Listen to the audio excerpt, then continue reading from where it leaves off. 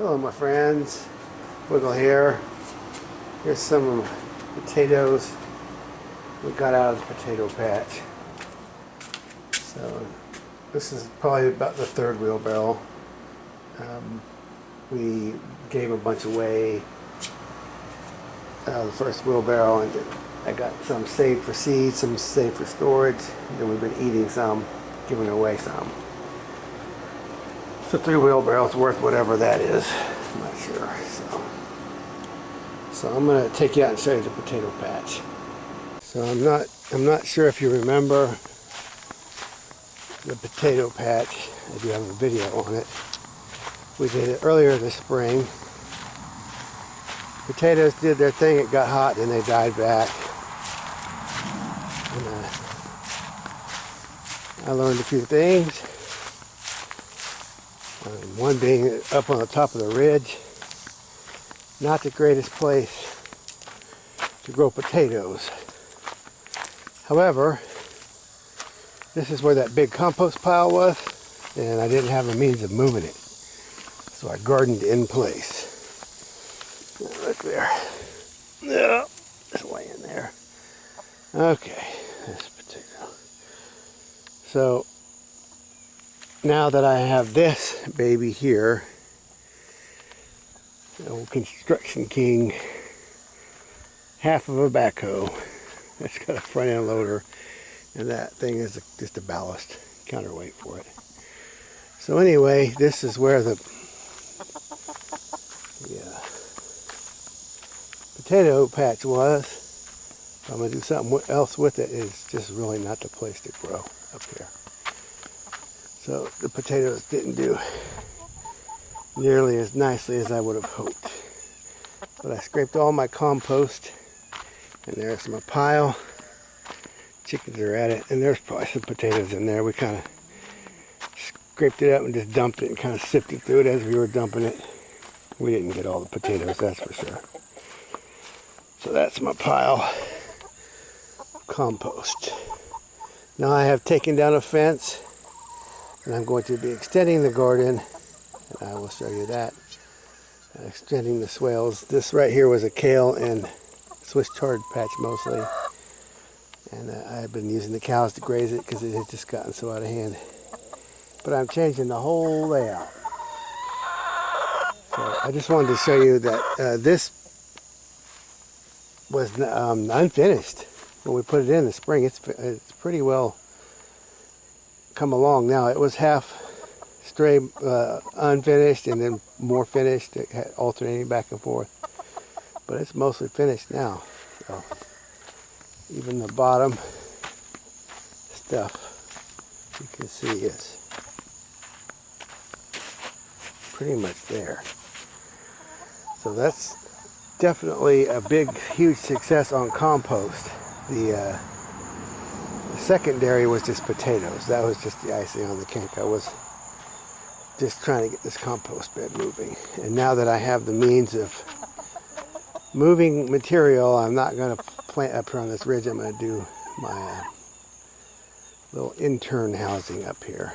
So I guess I'll tell you about that. I'm going to put the privacy fence along here to create a barrier between here and there. I'm going to put a little piece there in the front, coming out, a little L. There's the way in, and then we'll have some privacy here. And then I'm going to put little trailers here. I'm going to put 3 of them along here. So I've got to convert them. So there's one. That pop up there, that will be converted.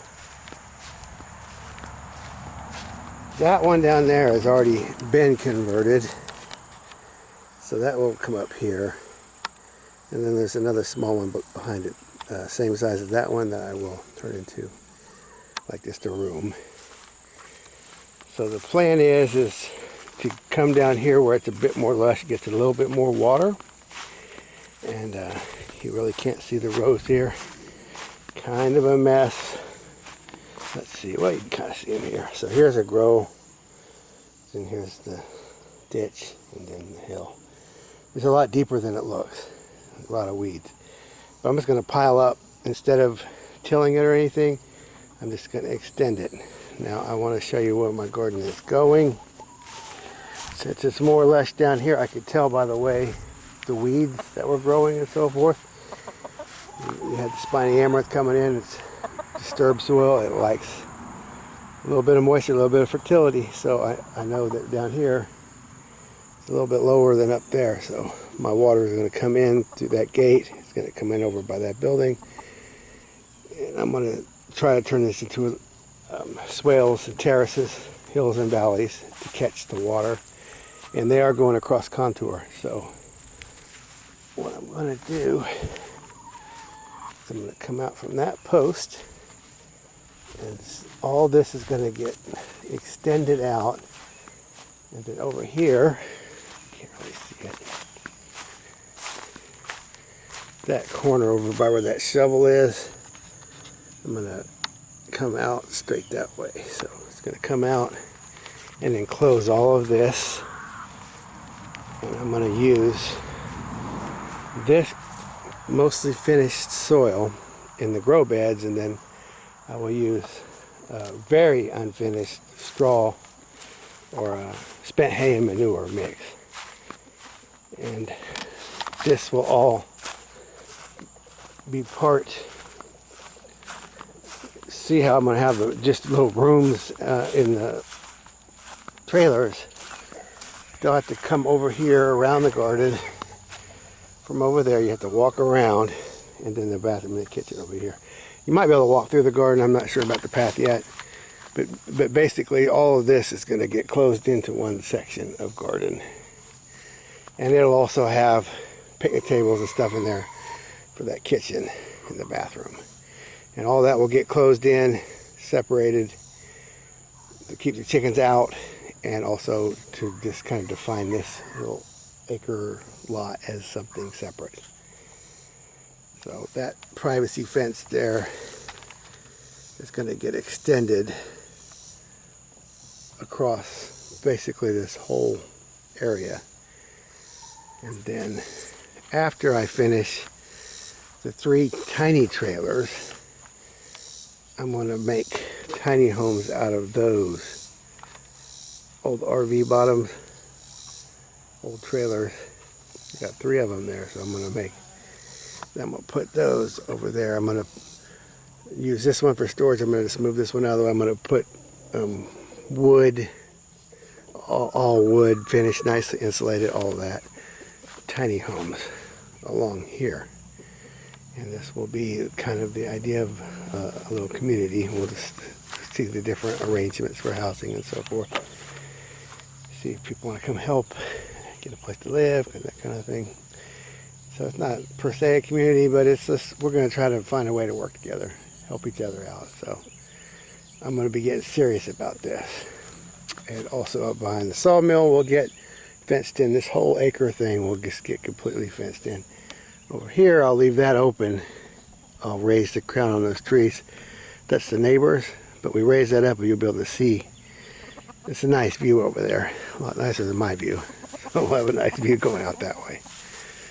So anyway, big project, and trying to get this fenced in and ready to go sooner than later. I'm trying to get broccoli in and some other, fall crops. It's time to get that stuff in, and I'm not ready, and I can't just start planting because the chickens will just decimate it. So I got to get all the chickens excluded from all this. But I am going to make the rows first so I can use the machine just easily, just get in here with really good access. And I'm also probably going to try to put a dirt terrace in front of that kitchen over there, and so you can have a nice table, picnic table, and you can just sit here and enjoy this view out this way. It's going to have to be cleaned up, obviously. But big project. Trying to hurry because I do want to get the broccoli in and out before it's too cold. And some of the other stuff I do have more time to get in. The kale will overwinter, and I will get some overwintering, cabbage, stuff like that. Get some really tough, cold hardy varieties in this whole section here. So this is going to be a nice thing. And just ditching the garden up here.